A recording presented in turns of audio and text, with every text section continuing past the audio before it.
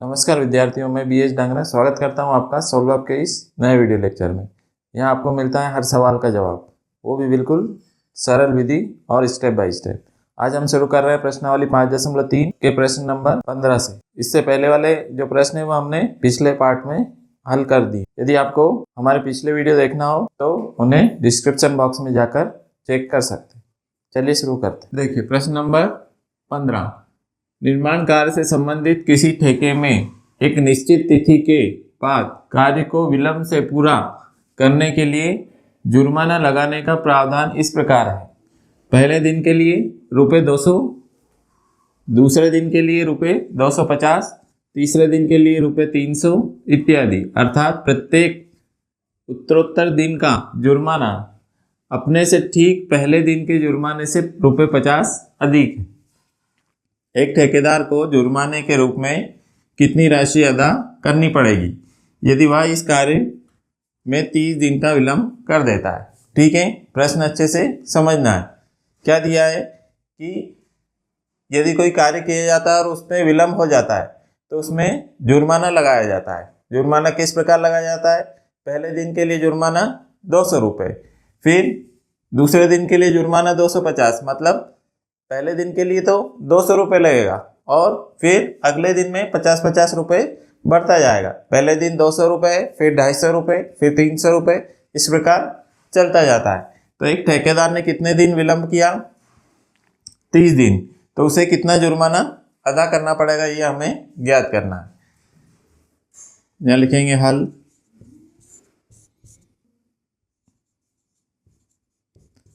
जुर्माना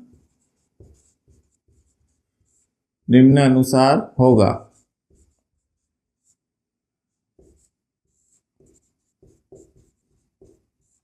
कैसा होगा जुर्माना? पहले दिन के लिए कितना हो जाएगा?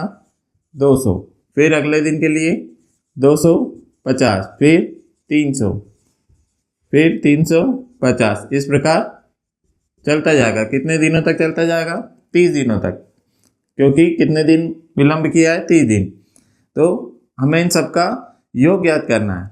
हमें पूछा है कि कुल कितना जुर्माना देना पड़ेगा, तो इसका हमें योग ज्ञात करना पड़ेगा। अब सब में कितने का अंतर है? 50 का। तो ये एक समांतर श्रेणी हो गई, तो हमें समांतर श्रेणी के n पदों का योग ज्ञात करना है। n की जगह कितना है? 30।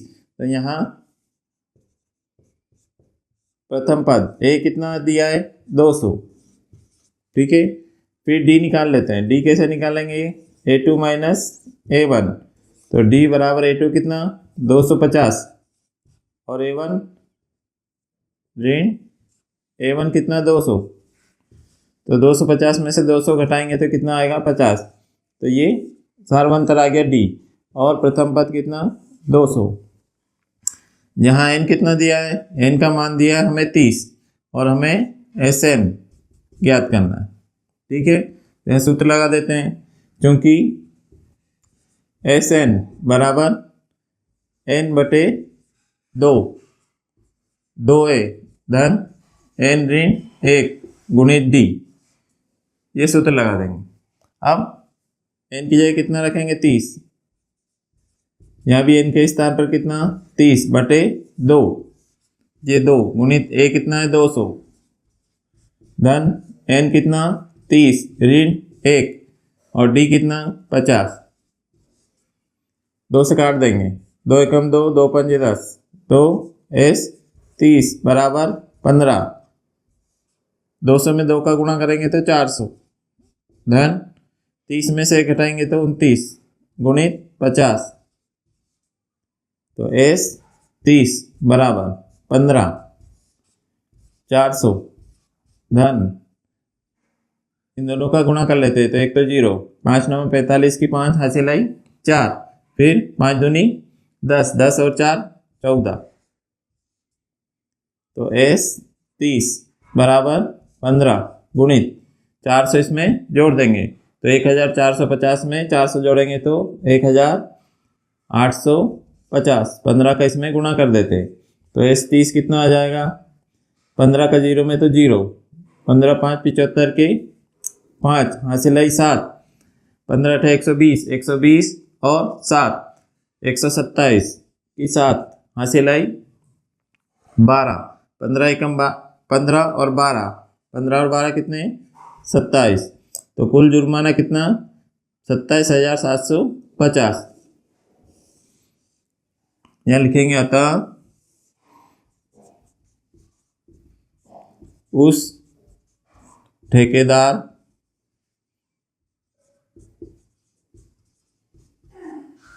को कुल रुपए 27,750 का जुर्माना देना होगा। ठीक है, तो ये प्रश्न नंबर 15 कंप्लीट हुआ। देखिए प्रश्नावली 5.3 का प्रश्न नंबर 16। किसी स्कूल के विद्यार्थियों को उनके समग्र शैक्षिक प्रदर्शन के लिए 7 नगद पुरस्कार देने के लिए ₹700 की राशि रखी गई। यदि प्रत्येक पुरस्कार अपने से ठीक पहले पुरस्कार से ₹20 कम है तो प्रत्येक पुरस्कार का मान ज्ञात कीजिए। ठीक है, प्रश्न अच्छे से समझ में आ गया होगा। पुरस्कार देने के लिए कितने, 700 रुपये रखे गए और पुरस्कार की संख्या कितनी है, 7। और क्या दिया है कि प्रत्येक पुरस्कार अपने पहले वाले पुरस्कार से 20 रुपये कम होता जाएगा। तो प्रत्येक पुरस्कार का मान कितना होगा ये हमें बताना है। तो यहाँ हम लिखते हैं हल। यहाँ लिखते हैं माना कि प्रथम पुरस्कार की राशि ₹X है। हमने पहला पुरस्कार कितना मान लिया, X, इसलिए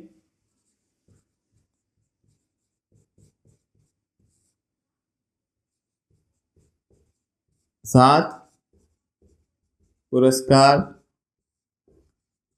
की राशि निम्नानुसार होगी। 7 पुरस्कार कैसे हो जाएंगे, पहला कितना है, X। अब दूसरा पुरस्कार क्या होगा, इस पहले पुरस्कार से कितना कम हो जाएगा, 20। तो दूसरा पुरस्कार हो गया X ऋण 20। ठीक है, तीसरा कितना होगा, फिर इसमें से 20 कम हो जाएगा तो X ऋण 40। फिर अगला कितना होगा, फिर इससे 20 कम तो X ऋण 60। फिर अगला कितना होगा, X ऋण 80।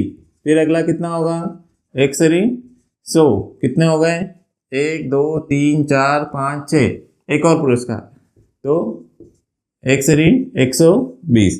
तो ये 7 पुरस्कार हो जाएंगे और हर अगला पुरस्कार पिछले वाले से कितना कम होता जाएगा, 20-20 रुपये।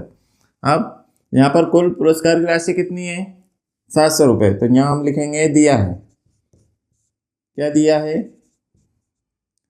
SN कितना, 700।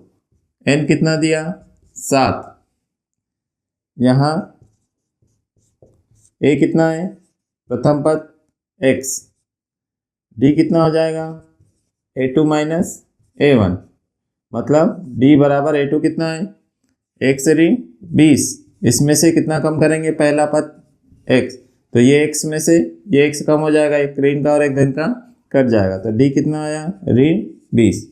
D का मान आया ऋण 20। ठीक है, अब यहाँ पर क्योंकि SN कितना दिया हमको, 700। अब इसमें SN का सूत्र लगा देते हैं, N/2 2A धन N ऋण 1 गुणित D बराबर 700। हमें X का मान ज्ञात करना है। अब N के स्थान पर कितना रख देंगे, 7/2। ये 2 गुणित A कितना है, X, तो यहाँ रख देंगे X धन N कितना है, 7, तो 7 ऋण 1। D कितना आया, ऋण 20, तो यहाँ पर ऋण 20 बराबर 700। अब ये क्या, 2 ऊपर चले जाएगा और 7 नीचे, तो यहाँ पर कितना हो जाएगा, 2x धन 7 एकम 7 में से 1 घटाएंगे तो कितना, 6 गुणित ऋण 20 बराबर 700 गुणित 2 ऊपर चले जाएगा और 7 नीचे, 7 से 700 को काटेंगे तो 100। अब कितना 2x धन का गुणा ऋण में तो ऋण 6 दूनी 12 और 1 0 तो 120 बराबर 100 दूनी 200। अब 120 को उधर ले जाते हैं तो यहाँ कितना 2x बराबर 200 ऋण उधर जाएगा तो धन 120 तो 2x बराबर कितना हो गया 320 तो x बराबर कितना 320 बटे 2, 2 से काटेंगे 2 एकम 2 बचा 1 तो 2 छंग 12 और 0 तो x बराबर कितना आ गया 160। तो पहला पुरस्कार कितना होगा 160 रुपये। x पहला पुरस्कार था उसका मान कितना आया 160 रुपये। यहाँ लिखेंगे अतः 7 पुरस्कारों की राशि निम्न होगी। पहला पुरस्कार कितना रुपये 160, ठीक है। दूसरा कितना इसमें से 20 कम हो जाएंगे तो रुपये 140, फिर 20 कम हो जाएंगे तो रुपये 120, फिर रुपये 100, फिर रुपये 80, फिर रुपये 60, फिर रुपये 40, 1 2 3 4 5 6 और ये 7। तो ये 7 पुरस्कार हो गए। तो ये प्रश्न नंबर 16 भी कंप्लीट हुआ। देखिए प्रश्न नंबर 17 क्या दिया है। एक स्कूल के विद्यार्थियों ने वायु प्रदूषण कम करने के लिए स्कूल के अंदर और बाहर पेड़ लगाने के बारे में सोचा। यह निर्णय लिया गया कि प्रत्येक कक्षा का प्रत्येक अनुभाग मतलब सेक्शन अपनी कक्षा की संख्या के बराबर पेड़ लगाएगा। उदाहरणार्थ कक्षा 1 का एक अनुभाग मतलब एक सेक्शन 1 पेड़ लगाएगा, कक्षा 2 का एक अनुभाग 2 पेड़ लगाएगा, कक्षा 3 का एक अनुभाग 3 पेड़ लगाएगा इत्यादि। और ऐसा कक्षा 12 तक के लिए चलता रहेगा। प्रत्येक कक्षा के 3 अनुभाग है। हर कक्षा में कितने सेक्शन है 3 है। इस स्कूल के विद्यार्थियों द्वारा लगाए गए कुल पेड़ों की संख्या कितनी होगी। ठीक है, तो प्रश्न अच्छे से समझ में आ रहा है। जो भी पहली कक्षा है जैसे तो उसका हर एक अनुभाग 1 पेड़ लगाएगा। कक्षा 2 है तो उसका हर एक अनुभाग 2 पेड़ लगाएगा। कक्षा 3 है तो उसका हर एक अनुभाग 3 पेड़ लगाएगा। और हर कक्षा में कितने अनुभाग हैं 3। तो जैसे कक्षा 1 में 3 अनुभाग है तो कक्षा 1 द्वारा लगाए गए पेड़ों की कुल संख्या कितनी होगी 3 अनुभाग है, हर अनुभाग 1 लगाएगा तो कितने हो जाएंगे 3। कक्षा 2 का हर अनुभाग कितने पेड़ लगाएगा 2 और कितने अनुभाग है उसमें 3 तो 3 दूनी 6। इस प्रकार कक्षा 3 का हर अनुभाग कितने पेड़ लगाएगा 3 और कितने सेक्शन है 3 में 3 तो 3 तिया 9। तो कक्षा 1 के विद्यार्थियों द्वारा लगाएगा कुल पेड़ हो जाएंगे 3, कक्षा 2 के विद्यार्थियों द्वारा लगाए गए कुल पेड़ हो जाएंगे 3 दूनी 6, कक्षा 3 के सभी विद्यार्थियों द्वारा लगाए गए कुल पेड़ों की संख्या कितनी हो जाएगी 3 तिया 9। इसी प्रकार आगे तक चलता जाएगा। कहाँ तक चलेगा कक्षा 12 तक। तो यहाँ पर हम लिखते हैं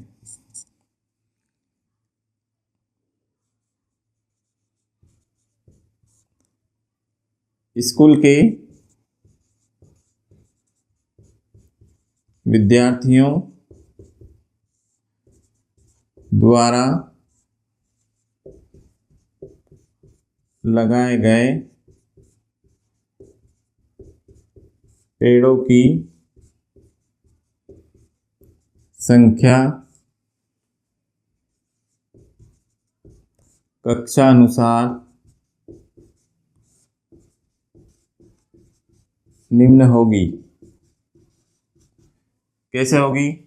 पहली कक्षा द्वारा कितने लगाएंगे हर 3 अनुभाग है और हर अनुभाग एक एक लगाएगा, तो कितने 3 एकम 3।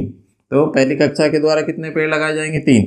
कक्षा 2 में 3 अनुभाग है और हर अनुभाग 2 पेड़ लगाएगा, तो कितने हो जाएंगे 3 दूनी 6।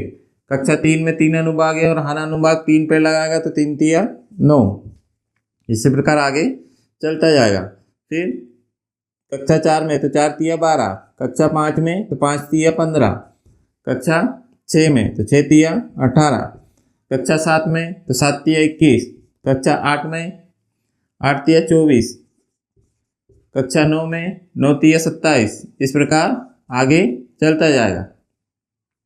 अब यहाँ पर देखो क्या दिया है हमें, सब में कितने कितने का अंतर आ रहा है। यहाँ पर 6 में से 3 घटाएंगे तो 3, 9 में से 6 घटाएंगे तो 3 का अंतर आ रहा है। तो ये एक समांतर श्रेणी बन गई। तो इसको हम समांतर श्रेणी से हल करेंगे। यहाँ पर हमें क्या दिया है, प्रथम पद ए कितना 3, सारवंतर डी कैसे निकालेंगे, a2 माइनस a1, तो d बराबर 6 ऋण 3, तो d कितना आ जाएगा 3। यहाँ पर n कितना है, कितने कक्षाएं, तो 12 कक्षाएं, तो n का मान कितना 12, और हमें Sn ज्ञात करना है। ठीक है, यहाँ पर लिखते हैं Sn बराबर n/2,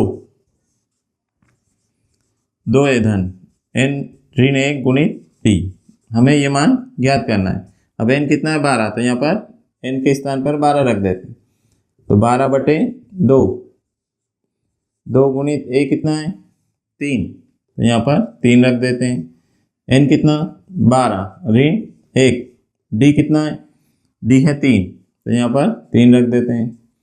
2 से काट दो, 2 छंग 12, तो S 12 बराबर आया 6, 2 तिया 6 धन, यहाँ कितना हो गया 12 में से घटाएंगे तो 11, 11 तिया 33,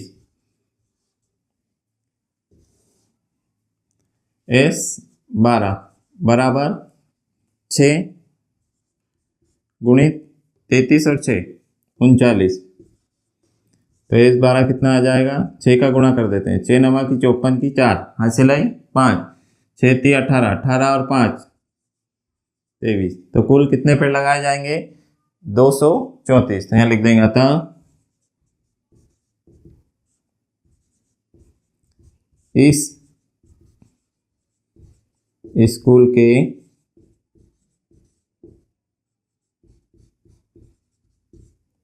विद्यार्थियों के द्वारा कुल 234 पेड़ लगाए जाएंगे। ठीक है, तो ये प्रश्न नंबर 17 कंप्लीट। देखिए प्रश्न नंबर 18, केंद्र ए से प्रारंभ करते हुए बारी बारी से केंद्रों ए और बी को लेते हुए त्रिज्याओं 0.5 centimetre, 1.0 centimetre, 1.5 centimetre, 2.0 centimetre dash वाले उत्तरोत्तर अर्धवृत्तों को खींचकर एक सर्पिल बनाया गया जैसा आकृति में दर्शाया गया है।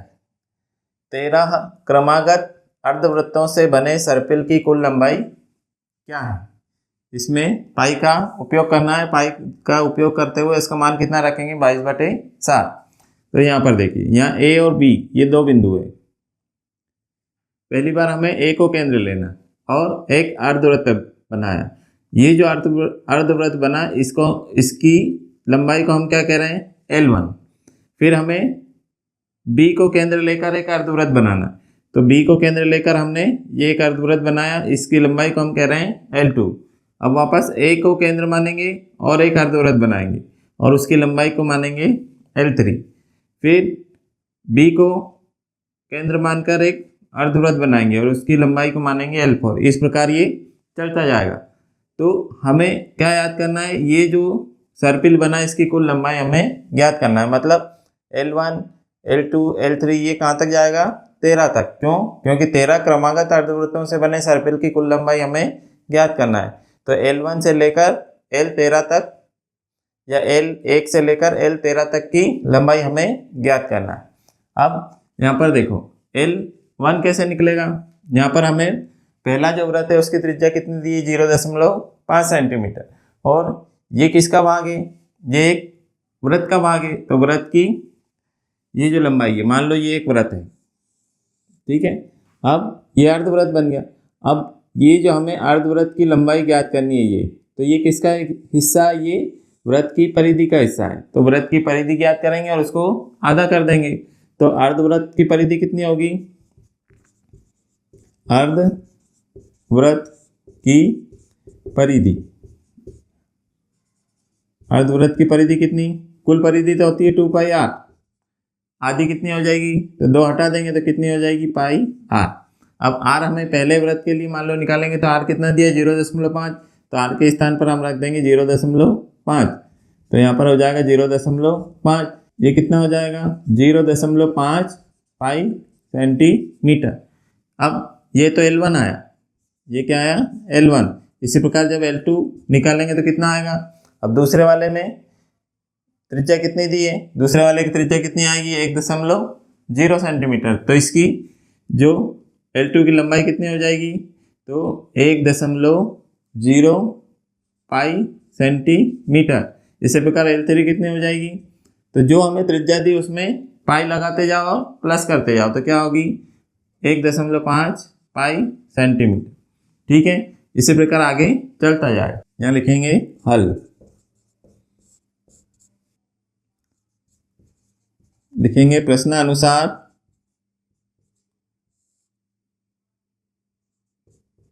प्रत्येक सर्पिल, या उसको हम कहेंगे अर्धवृत्त,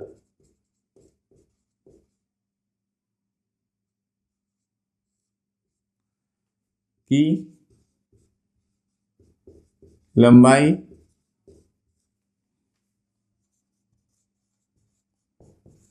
निम्नानुसार होगी। पहला जो सर्पिल बनेगा L1, उसकी लंबाई कितनी हो जाएगी, तो उसकी लंबाई हो जाएगी 0.5 पाई। दूसरे वाले की कितनी हो जाएगी, तो 1.0 पाई। तीसरे वाले की कितनी होगी, 1.5 पाई।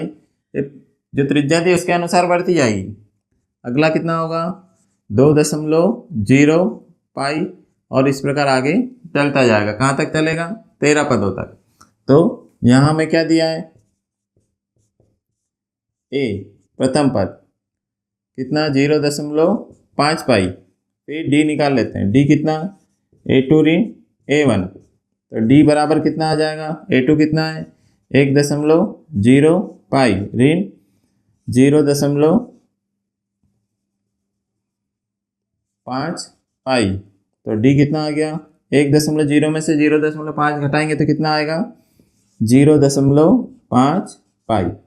तो ये डी का मान आया और ये ए का मान, ठीक है। हमें एन कितना दिया है, एन का मान हमें दिया है 13, और हमें S13 ज्ञात करना है, ठीक है। तो यहाँ पर सूत्र लगा देते हैं, चूंकि Sn बराबर, सूत्र लिखेंगे n/2, 2a धन n ऋण 1 गुणित डी, ये सूत्र लगा देंगे। तो यहाँ पर S13 बराबर n कितना, 13/2, 2 गुणित a का मान कितना, 0.5 पाई। तो यहाँ रख देंगे 0.5 पाई धन n के स्थान पर 13 ऋण 1, और d कितना, 0.5 पाई। तो d के स्थान पर भी रख देंगे 0.5 पाई। अब ये कितना हो जाएगा, 13/2, यहाँ कितना हो जाएगा, 2 का 0.5 में गुणा, तो 2 पंजे 10, तो ये हो जाएगा 1.0 पाई धन 12, 13 में से 1 घटाएंगे तो 12, 12 का गुणा 0.5 में करेंगे तो 12 गुणित 0.5 पाई, यह आ जाएगा 13/2। अब 1.0 पाई धन 12 का 0.5 में गुणा, तो 12 पंजे 60, तो ये हो जाएगा 6.0, एक अंक के बाद दशमलव लग जाएगा, पाई। अब इन दोनों को जोड़ देंगे, तो S 13 बराबर 13/2 गुणित, इन दोनों को जोड़ो तो 1.0 पाई और 6.0 पाई, तो 6 और 1 7, तो कितना हो जाएगा 7 पाई।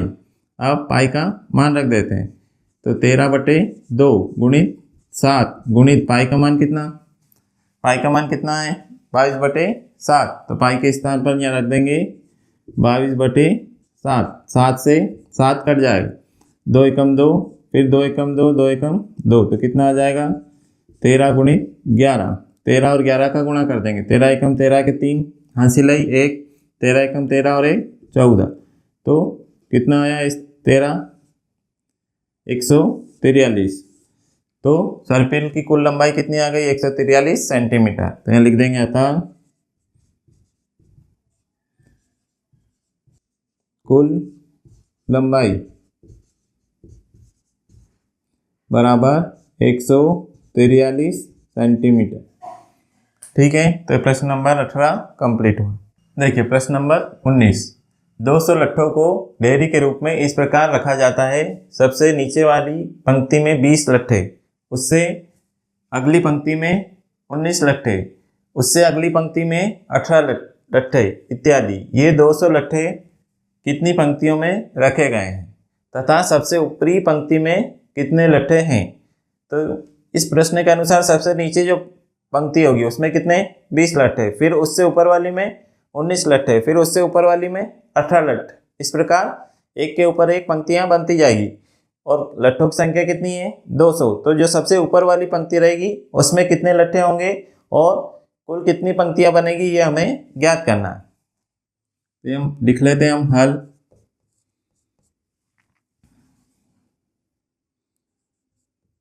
प्रत्येक पंक्ति में लट्ठों की संख्या निम्नानुसार होगी। कैसे होगी, सबसे जो नीचे वाली पंक्ति है उसमें कितने लट्ठे रहेंगे 20, ठीक है। उसमें अगली जो पंक्ति होगी उसमें एक कम हो जाएगा तो कितना हो जाएगा 19, फिर उससे अगली में फिर एक कम हो जाएगा तो कितना 18, फिर 17, इस प्रकार चलते चलेंगे। अब यहाँ पर देखो अंतर सबका कितना है 1 1, तो ये समांतर श्रेणी है तो इसको हम समांतर श्रेणी से हल करेंगे। तो यहाँ प्रथम पद A कितना है 20, ठीक है। फिर D निकाल लेते हैं, D कैसे निकालेंगे A2 माइनस A1, तो D बराबर A2 कितना 19 ऋण A1 कितना 20, तो D कितना हो जाएगा ऋण 1, तो D का मान आया ऋण 1 और A का मान कितना 20। अब यहाँ पर हमें क्या दिया है SN, SN कितना, कुल लट्ठों की संख्या कितनी है 200 और हमें N ज्ञात करना है और फिर N ज्ञात करने के बाद AN भी हमें ज्ञात करना, ठीक है। तो यहाँ पर लिखते हैं चूंकि SN कितना दिया हमें 200, कुल कितने लट्ठे हैं 200। अब SN का सूत्र लगा देते हैं, हमारे पास A भी है और D भी है, तो SN का सूत्र लगा देते हैं। SN का सूत्र कौन सा, N/2, 2A धन N ऋण 1 गुणित D बराबर 200। ये N ऐसा ही रहेगा, ये 200 के गुणा में चले जाएगा। फिर A का मान रख देते हैं 2 गुणित A की जगह कितना रखें 20, तो यहाँ पर हो जाएगा 20 धन N ऋण 1, D का मान रख देते हैं, D का मान कितना ऋण 1, तो यहाँ पर ऋण 1 बराबर 200 गुणित 2, ये जो 2 है ये इधर गुणा हो गया। अब N 20 का 2 में गुणा तो 20 दूनी 40, धन का गुणा ऋण में तो ऋण 1 का गुणा अंदर करेंगे तो N और ऋण धन 1 बराबर कितना हो जाएगा ये 400। N ऋण N धन 40 और 1 कितना हो जाएगा 41 बराबर 400। N का अंदर गुणा कर देते हैं तो कितना होगा N की घात 2 धन 41 N, ये इधर आएगा तो ऋण 400 बराबर 0। ठीक है, ये ऋण है यहाँ पर, तो इसको ऋण को हटाने के लिए ऋण कॉमन ले लेते हैं। तो ऋण n वर्ग ऋण 41n धन 400 बराबर 0। ये ऋण उधर जाकर खत्म हो जाएगा, तो क्या समीकरण बन गई, n वर्ग ऋण 41n धन 400 बराबर 0। गुणा करें तो 400 आना चाहिए, जोड़ें घटाएं तो 41 आना चाहिए। तो देखो 25 16 का गुणा करते हैं, तो 16 पंजे 80 की 0 हासिल है 8, 16 दूनी 32, 32 और 8 कितने 40। तो 25 और 16 का गुणा करते हैं तो कितना आता है 40, और 25 और 16 को जोड़ते हैं तो कितना आता है 25 और 16 को जोड़ेंगे तो 6 और 5 11 की 1 हासिल है 1, 3 और 1 4, तो कितना आएगा 41।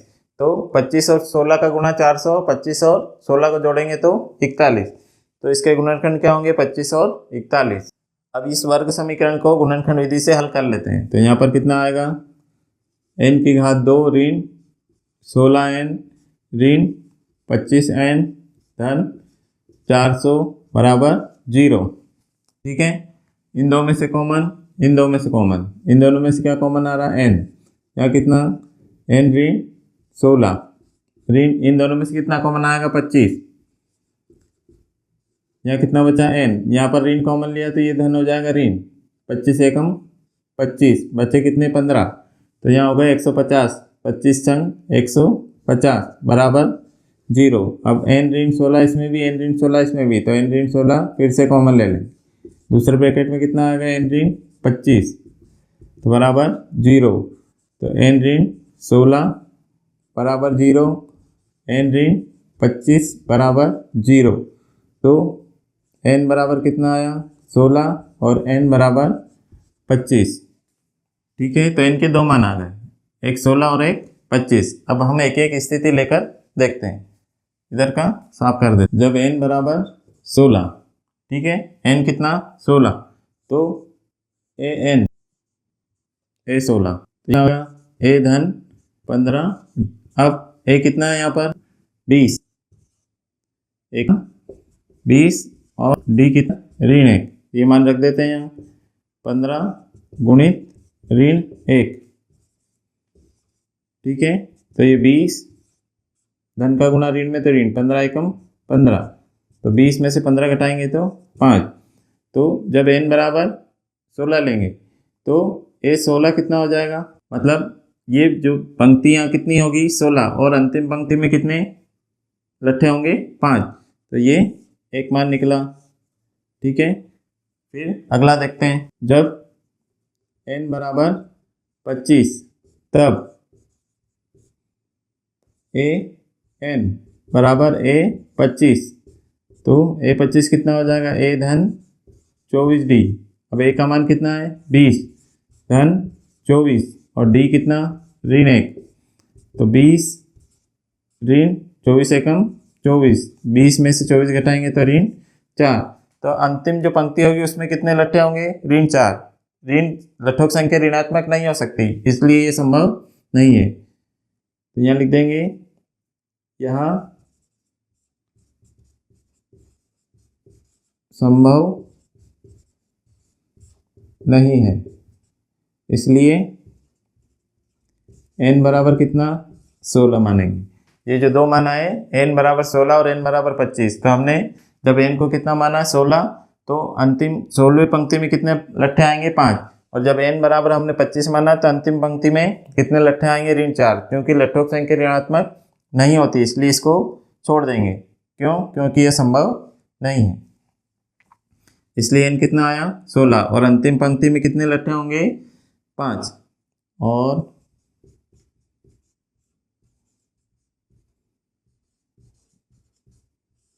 अंतिम पंक्ति में 5 लट्ठे होंगे। ठीक है, कुल पंक्तियां कितनी बनेगी 16, और अंतिम पंक्ति में कितने लट्ठे होंगे 5। तो ये प्रश्न नंबर 19 कंप्लीट। देखिए प्रश्नावली 5.3 का प्रश्न नंबर 20। एक आलू दौड़ में प्रारंभिक स्थान पर एक बाल्टी रखी हुई है, ये यहाँ पर एक बाल्टी रखी हुई है, जो पहले आलू से 5 मीटर की दूरी पर है। ये जो पहला आलू है इससे ये बाल्टी कितनी दूरी पर है? 5 मीटर। तथा अन्य आलुओं को एक सीधी रेखा में परस्पर 3 मीटर की दूरियों पर रखा गया है। ये हर एक आलू, यहाँ से यहाँ तक 10 आलू रखे गए हैं और हर एक आलू को एक दूसरे से कितनी दूरी पर रखा गया है? 3 मीटर। हर एक आलू एक दूसरे से 3 मीटर की दूरी पर है। इस रेखा पर 10 आलू रखे गए हैं।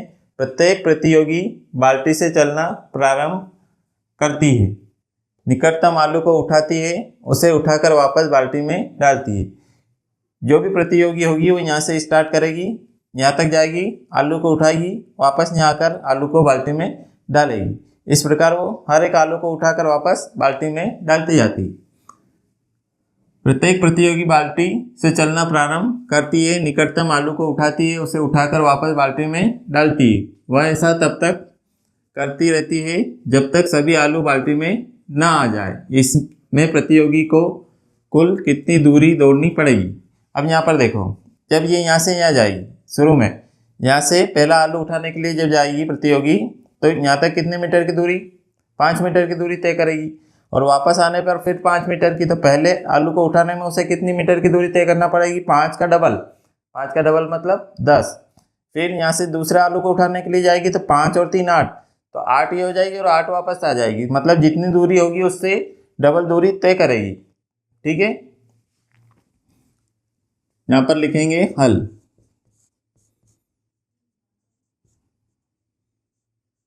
यहाँ पर लिखेंगे प्रतियोगी प्रत्येक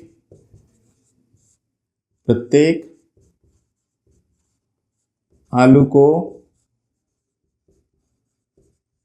बाल्टी में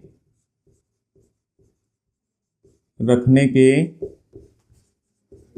लिए निम्नानुसार दूरी तय करेगी। कैसी?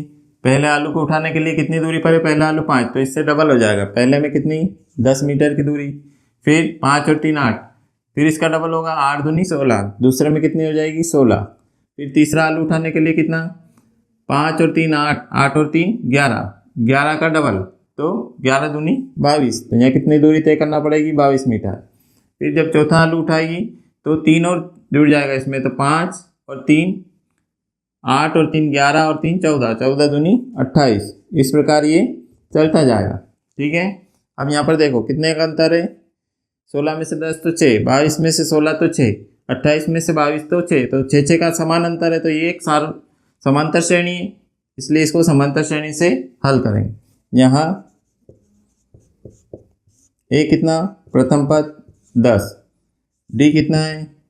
A2 ऋण A1, तो D बराबर 16 ऋण 10, A2 16 और A1 10, तो D बराबर कितना आया? 6। D का मान आया 6 और A का मान 10। ठीक है, अब यहाँ पर कितने आलू रखे गए हैं? 10 आलू, तो N का मान कितना हो जाएगा? 10। तो लिखेंगे N बराबर कितना? 10। और हमें कुल दूरी ज्ञात करनी, मतलब SN हमें ज्ञात करना है। ठीक है, तो यहाँ पर लिखते हैं, क्योंकि SN बराबर N/2, 2A धन N ऋण 1 गुणित D। ये सूत्र लगाएंगे, N के स्थान पर कितना रखेंगे? 10, तो S 10 बराबर ये 10/2, 2 गुणित A कितना? 10, तो यहाँ पर कितना आ जाएगा? 10 धन N कितना है? 10 ऋण 1 और D कितना? 6, तो D के स्थान पर रख देंगे 6। 2 से काट देंगे, 2 पंजे 10, तो इस 10 कितना आ जाएगा? 5, 10 दूनी 20 धन 10 में से 1 घटाओ तो 9, 9 छंग 54, तो S 10 बराबर 5 गुणित 20 और 54, तो जोड़ देंगे इसमें 4, 5 और 2 7, तो S 10 कितना आ जाएगा? 5 का गुणा कर देते हैं, 5 चौक 20, हासिल लाइन 2, 5 7 35 और 2 37, तो कुल कितना आया? 370। तो S 10 का मान 370 यहाँ लिखेंगे। अतः